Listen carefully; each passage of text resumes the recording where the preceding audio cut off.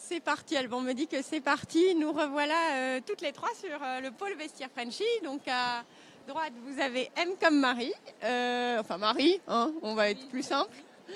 Et France Duval-Stala, on va dire France. Donc qui est vos numéros de stand, je ne les connais pas par cœur. E121. E121 bis. Et F119. Et donc nous allons, pendant ces 20 minutes ensemble, parler de... Vêtements de fête, paillettes, voilà. Exactement. Donc on va un peu fonctionner selon le même principe qu'hier, c'est-à-dire qu'on va s'intéresser sur ce qui fait une tenue de fête.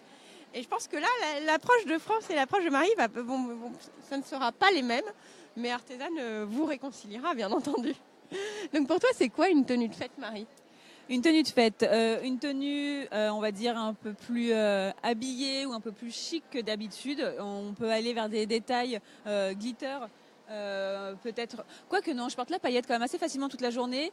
Mais oui, je pense qu'on va aller vers peut-être des formes ou des détails, ou peut-être des broderies. Voilà, j'ai envie d'aller vers des choses, des pièces ou des finitions un peu plus chic ou un peu plus travaillées que d'habitude. Oui, donc pour toi, c'est le tissu et les finitions ou les customisations. Oui. Alors que toi, je sens qu'il y a du doré. Oui, moi, on utilise par exemple beaucoup de fils métallisés dorés et argent. Et voilà, tout ce qui est passementerie aussi, les passepoils, les biais métallisés fonctionnent très bien sur des tenues souvent noires relevées. Et puis ensuite, il y a même des jerseys.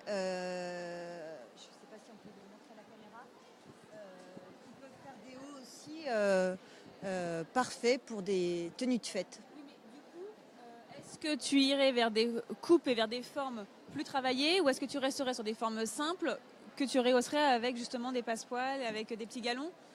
Est-ce que pour toi c'est des tenues vraiment différentes dans la forme ou est-ce que vraiment tu réutiliserais, on va dire, tu porterais des formes comme les formes que tu porterais dans la vie de tous les jours, rehaussées par des détails couture ? Ouais, moi, je resterai quand même sur des formes assez simples, mais finalement, les tissus ou la passementerie peuvent faire toute la différence. Donc en fait, vous êtes d'accord. Vous êtes d'accord.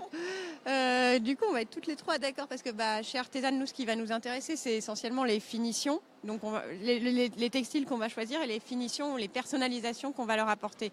Donc chez Artesane, on va plutôt penser broderie, on va penser forcément avec France, on va penser fil métallisé, on va penser élastique. Parce que tu es quand même la seule à avoir réussi à rendre l'élastique sexy, élégant, brillant. Passe-poil aussi. L'élastique qu'on montre. Oui, c'est ça. Il ne se cache plus, c'est ça, l'élastique qui ne se cache plus, celui qu'on montre. C'est-à-dire on oublie les ceintures, les passants, on oublie tout ça, on montre l'élastique. Des cordons qui peuvent servir pour des bretelles de tenue de fête. Il y a des passepoils élastiqués qui peuvent servir, voilà. Il y a des ils sont pas argentés. On va pas hésiter à se déplacer. Allons-y.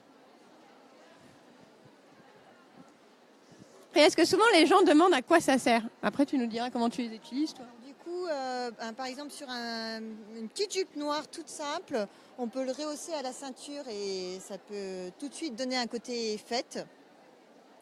Et puis dans tes patrons, Marie, tu dois avoir, parce qu'on peut prendre un élastique sans forcément l'utiliser comme un élastique si on le tire. Oui, tout à fait. Non, mais du coup, je me dis même pour un caraco, il peut servir de bretelle assez facilement. Et effectivement, le moindre pantalon avec la taille élastiquée, on ne découpe plus donc effectivement la ceinture tissu dans laquelle on cache l'élastique. On utilise, je crois que tu as des élastiques très larges. Des élastiques plus larges. Voilà, je me dis qu'un élastique très large comme ça, effectivement, on ne le cache plus. Je pense notamment à la petite jupe Marrakech qui est sortie cet été, là qu'on a beaucoup cousu dans tes double gaz, où la ceinture était cachée. Plus besoin de le cacher, effectivement. Et ta jupe meringue. Ah, la meringue, oui, la meringue qui est un peu courte, un peu boule. Oui, ta jupe meringue peut être parfaite aussi dedans. C'est compliqué à poser un élastique ? Alors, vous avez un super cours chez Artesane. C'est vrai. Où on explique, c'est pas compliqué, mais en fait, il faut le voir pour juste comprendre. Mais je pense qu'après, vous pouvez devenir addict des élastiques. Oui, ça, chez toi, c'est assez prononcé. Donc on s'est dit, donc ajout éventuellement de paillettes, d'élastiques, ajout de broderie. Les épales, j'ai juste les biais. Ah oui, tout à fait. Toi, j'ai vu que tu avais mis. Oui, sur tes modèles. Ouais, voilà, sur une petite chemise toute simple, effectivement, on rehausse et on habille n'importe quel empiècement avec un petit peu de paillettes. Et je trouve que ça, enfin, en tout cas, en ce qui me concerne, ça peut faire tenue de fête. Bon, après, on a des petites chaussures qui vont avec et on n'en parle plus, qu'on est habillé. Non, mais là, pour les fêtes, on fait un peu plus d'efforts. Mais voilà. Et sinon, pour vous, quels sont les tissus en eux-mêmes qui font tout de suite fête? Alors, exceptionnellement, j'ai dit parce que j'ai un jersey lurex or et du coup, tout de suite, ça peut faire un top très fête. Mais sinon, on part surtout sur des chaînes et trames, je pense. Je pense que j'irai vers les tissus fluides avec des tombés un peu lourds, tout ce qui est crêpe, viscose. Je crois que tu as des super viscoses texturées avec des couleurs qui sont vraiment jolies et qui du coup sont assez faciles à rehausser, je trouve. Moi j'irais, ou même je trouve que l'association des couleurs foncées, genre bleu marine et doré, noir et argenté, c'est les couleurs qui fonctionnent assez facilement, qui fonctionnent voilà, notamment pour les fêtes. Je pense qu'effectivement, dans la vie de tous les jours, en tout cas ce qui me concerne, j'ai tendance à porter beaucoup de couleurs et je pense qu'effectivement pour les fêtes, j'aurais plutôt envie d'aller vers des couleurs un peu plus ce qu'on peut appeler passe-partout, comme le noir ou le bleu marine, rehaussé de doré ou d'argenté. T'as un clan bleu marine ici. Bonne équipe alors. Juste pour celles qui nous rejoignent actuellement, vous êtes sur les pages de M comme Marie, France Duval Stala et Artisan pour l'association Vestiaire Frenchy. Donc n'hésitez pas à nous poser des questions, Alban nous les retransmettra s'il y en a. Là, on va parler un peu de technique. Puisque je crois que le problème de ces tissus, que ce soit, alors on a parlé beaucoup du jersey hier, mais les jerseys un peu vivants ou les soies, les crêpes, etc. Ce qui fait peur, c'est qu'ils glissent. Donc et c'est les finitions. Des tissus comme la soie, la viscose sont un petit peu plus difficiles à travailler que des cotons, popelines. Enfin, une fois que le vêtement est fait, je trouve que le résultat est quand même largement à la hauteur de ce qu'on peut attendre, enfin de ce qu'on peut coudre avec un coton. Et c'est aussi ce qui fait qu'un vêtement, on va dire, qu'on aura déjà cousu dans la vie de tous les jours, le coudre cette fois-ci avec une soie, on fait un vêtement un peu plus de fête aussi. Enfin, voilà, peut-être que pour les fêtes, on peut se permettre de prendre un peu plus le temps de coudre ces vêtements un peu plus difficiles, de relever ce petit défi d'un patron, par exemple, qu'on connaît déjà très bien. Et du coup, le défi, cette fois-ci, pourrait être juste de le confectionner dans un tissu qui nous fait peur, comme la soie. Oui, c'est vrai que nous, chaque année, chez Artisan, on a un défi qui s'appelle le défi paillettes. Donc vous aviez été d'éminente membre du jury, qui va recommencer cette année. Et l'année dernière, l'une des gagnantes avait fait un top noir tout simple, mais elle avait pris le temps de le rebroder avec des perles très simplement, des perles noires mais brillantes, de mettre un peu de paillettes. Mais elle était partie d'un patron, alors celle qui l'avait modélisé, mais d'un patron plutôt simple. C'est le tissu et les paillettes et la qualité des finitions. C'est-à-dire que, bon, évidemment, elle avait fait des jolies coutures anglaises parce que c'était une soie et que c'était compliqué à travailler. Elle avait donc ajouté des paillettes. Ça me fait penser qu'on vient de vous tourner un petit essentiel paillettes exprès pour le défi paillettes. On va bientôt vous le mettre en ligne pour vous apprendre justement à mettre des paillettes partout. Oui, alors tu as des patrons, toi, pour Noël 2017 Je ne sais pas si on peut parler que c'est des patrons pour Noël, mais en tout cas, je pense que c'est des patrons voilà, qu'on peut utiliser. Effectivement, il y a celui-ci, là, c'est la chemise mordorée, et je trouve que voilà, avec les empiècements aux épaules et les petites fronces, voilà, comme on disait, je pense qu'avec un beau tissu uni, la petite paillette qui va bien, pour moi, c'est quelque chose qui peut tout à fait être porté pour les fêtes. Après, on l'accessoirise avec notre plus beau diadème et on est la plus belle pour manger la dinde. Couronne de fleurs, Oui, c'est vrai, on l'a pas, mais si vous avez envie de broder une couronne, effectivement, pour les fêtes, c'est. Puis moi, j'aime bien porter la couronne. Vous allez rajouter à votre tenue de la couleur, etc. Donc, il faut penser ajout et il faut penser matière noble. Après, je trouve que là, on a deux bons exemples de combien l'association tissu patron change absolument tout, parce qu'on a deux patrons qui peuvent fonctionner pour les fêtes ou pour la vie quotidienne selon le choix qu'on fait. Celui-ci Là, qui a été donc cousu et porté beaucoup cet été en double gaze, qui pour moi était vraiment le modèle facile à mettre la journée, même limite en sortie de plage avec juste le maillot de bain en dessous, c'était parfait quand il commençait à faire froid. Mais ce même modèle avec les épaules dénudées qui du coup, bah voilà, dès qu'on montre un peu plus de peau aussi, on peut avoir ce côté un peu plus de vêtements de fête, réalisé en soie noire, comme ce qu'on vient de dire, le look n'est plus du tout le même. Voilà, le même modèle en double gaze ou en soie ou en crêpe ou en viscose, le rendu ne sera pas le même et effectivement on ne le portera pas dans les mêmes circonstances. Puis là, je vois que par exemple, pour continuer à travailler sur ce modèle, qu'est-ce que tu ferais, France?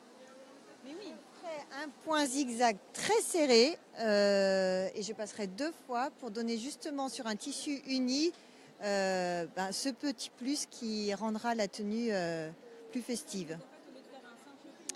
En fait, à la surjeteuse, tu utilises un fil métallisé.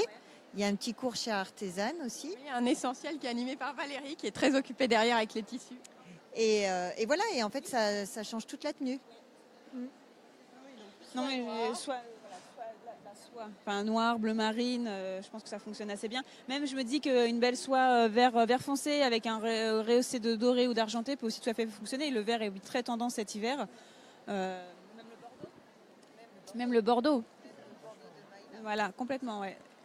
Alors, dans les tissus de fête, pour moi, il y en a un qui est peut-être un peu difficile à travailler en apparence. Pas seulement en apparence. France m'a fait un sale coup l'an dernier, donc on va la dénoncer. Le tulle. Donc, on va aller voir un peu le tulle et voir comment on pourrait éventuellement l'adapter à tes patrons aussi. Donc là, on a un tutu. Pour la meringue, on pourrait faire un ajout de tulle, je pense de la même façon, mais du coup, moi, je verrais bien genre 2 épaisseurs de tulle dessous, tu vois, qui dépassent un peu, histoire de vraiment garder ce volume et vraiment superposition de tulle qui, du coup, irait vraiment sur le côté meringue. Hein, il porte bien son nom. Alors, on nous pose une question, peut-on utiliser le fil métallisé sur de la soie?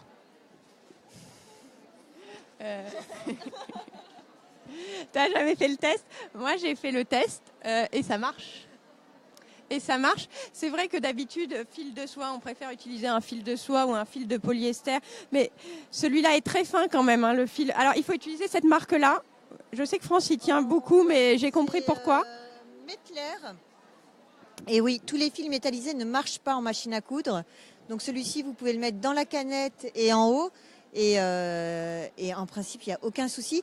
Il faut juste quand même repasser 2 fois pour les finitions, pour que vraiment il n'y ait pas d'espace et que ça soit le plus plein possible. Des aiguilles spéciales pour fil métallique. On n'en utilise pas, mais en effet, il existe des aiguilles spéciales. Avec des fils métalliques où mon fil cassait systématiquement, parce que moi j'ai utilisé la bonne aiguille quand même, mais j'ai jamais essayé cela. Donc,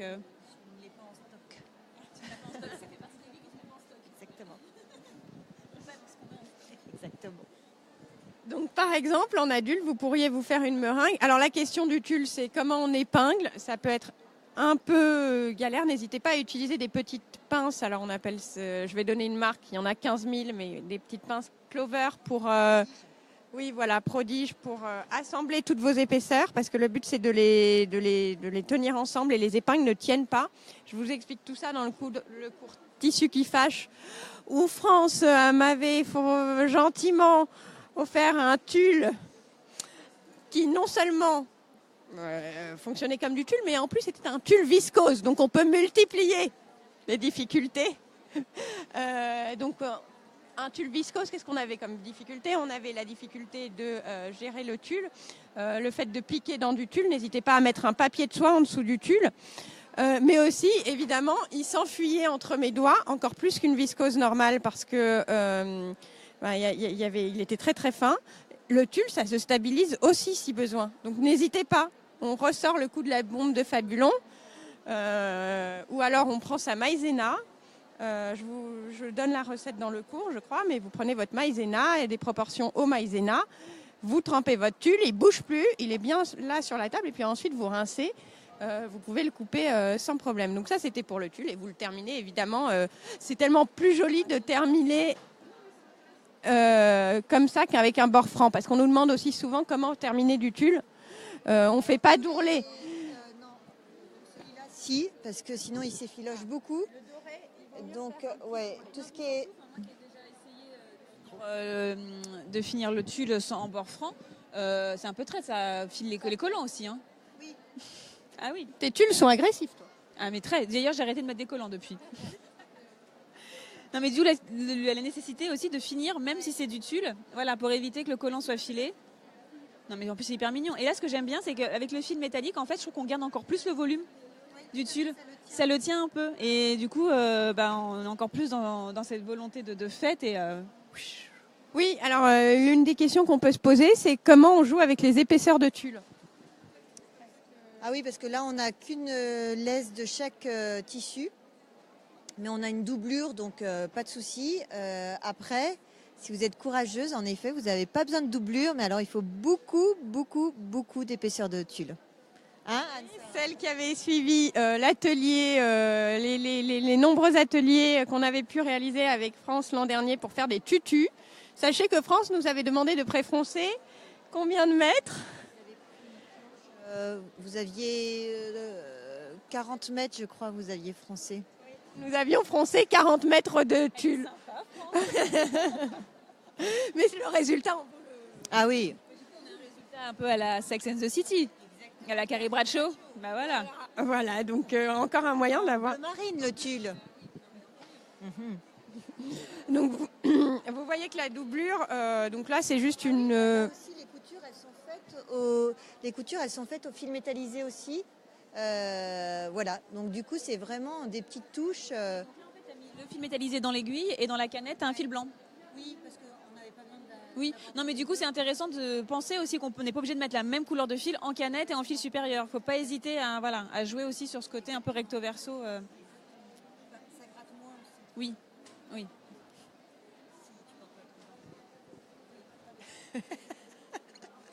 Voilà. Donc on a parlé du tulle. On a parlé des élastiques. Toi, en fait, tu utiliserais tes patrons classiques, simplement tu les adaptes. C'est vraiment le choix du tissu qui va tout changer. Nous, chez Artisan, on va vous parler de couture anglaise. Peut-être que j'irai jusqu'à modifier des longueurs de jus pour faire soit de l'extra court comme la meringue volumineuse ou alors au contraire de l'extra long. Je me dis que voilà, on rallonge, on y va à fond, mais je pense qu'il faut rester sur une forme simple qui nous plaît et qu'on aime. Et voilà, on va dans le détail et pourquoi pas oser l'extra long cet hiver. Oui, c'est ça. De mon côté, à titre personnel, moi, j'aurais tendance toujours à choisir des chemises qui dégagent. Il faut toujours respecter vos morphologies, même pour une tenue de fête, mais à choisir une soie. Alors là, c'est une soie, mais une soie plus habillée et quelque chose qui bouffe et un pantalon qui bouffe beaucoup plus et marquer la taille. Marquer la taille, c'est toujours un moyen. Si vous avez quelque chose de blousant en haut, de rajouter, de structurer la silhouette et le marquer soit avec, pourquoi pas une ceinture élastiquée dorée ou voilà. Mais restez sur des matières nobles. C'est le moment de vous faire plaisir dans vos achats de tissus. C'est pas pour vous envoyer chez France, c'est parce que c'est vrai. Mais à l'inverse, si on regarde ton haut, France s'habille tous les jours. Non, mais... Si on a combien en fait C'est un excellent contre-exemple. Parce que c'est pas une tenue de fête. Non, c'est pas une tenue de fête,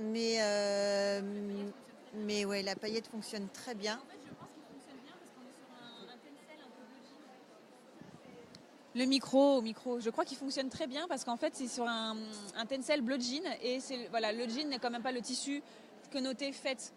Et je pense que c'est là où du coup on porte la paillette très facilement dans la vie de tous les jours. Merveilleux celui-ci. Ouais. Il plaît celui-là. Il plaît bien, ouais. Donc celui-là, vous le mettez dans une soie noire, quelque chose, ça devient. On rehausse peut-être. On remarque là ça va jusqu'au bout, donc on va pas mettre un passepoil jusqu'au bout. Mais en revanche, on met une soie noire, une broche brodée, on a une tenue de fête. Là. Je pense que ce qui pourrait être sympathique, à la limite, c'est peut-être de doubler le pied de colle ou le col avec un tissu contrastant. Je me dis que tout noir, un noir mat, noir brillant, ça peut être joli. Oui, pour avoir un effet un peu smoking. Donc jouer aussi avec deux tissus. Et à l'inverse, pour une fois, on a de la paillette et c'est pas du tout fait parce que c'est le denim qui l'emporte, enfin la couleur denim, puisque c'est un tencel. Et on sait maintenant que France s'habille tous les jours de la même manière. Demain, promis demain. Voilà, donc pour les tenues de fête, ce qu'on retient, c'est fil de raie, personnalisation. N'hésitez pas à prendre évidemment des cours de broderie chez Artisan. On a des cours qui sont essentiellement tournés sur la paillette, vers les broches de fête, vers les pochettes aussi. On a toujours besoin d'une pochette. Ouais. Et vous voyez qu'on a brodé au fil métallisé. Donc le fil doré, c'est partout. Pour les tissus, on pense au tulle, on pense à la soie, on pense à de jolies viscoses. Et quant aux patrons, pour le coup, on se fait plaisir. On va peut-être pas aller prendre tes patrons mailles. Ou aussi pour les lendemains de fête. Lendemain. Non mais voilà. Tu penses à tout. Hein. Si tu arrives à te lever, non mais ou alors dès la veille au soir, t'enfiles tout de suite ta petite robe en maille, en jersey ultra large, tu vois, et puis avec de la paillette et t'es prête pour le lendemain de fête. Tant qu'il y a de la paillette. On reste dans le thème paillette. On reste dans le thème paillette. Bon voilà.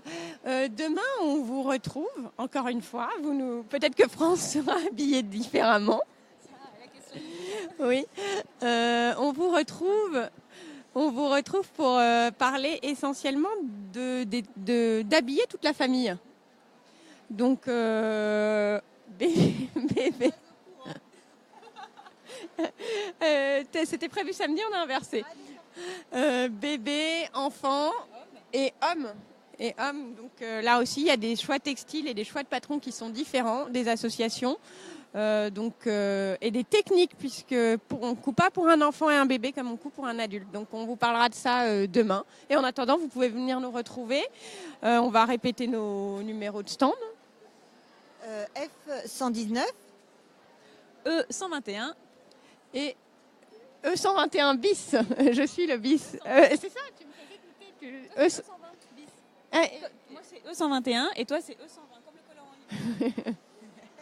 Voilà, le stand d'Artisan, c'est celui du colorant alimentaire. Voilà, mais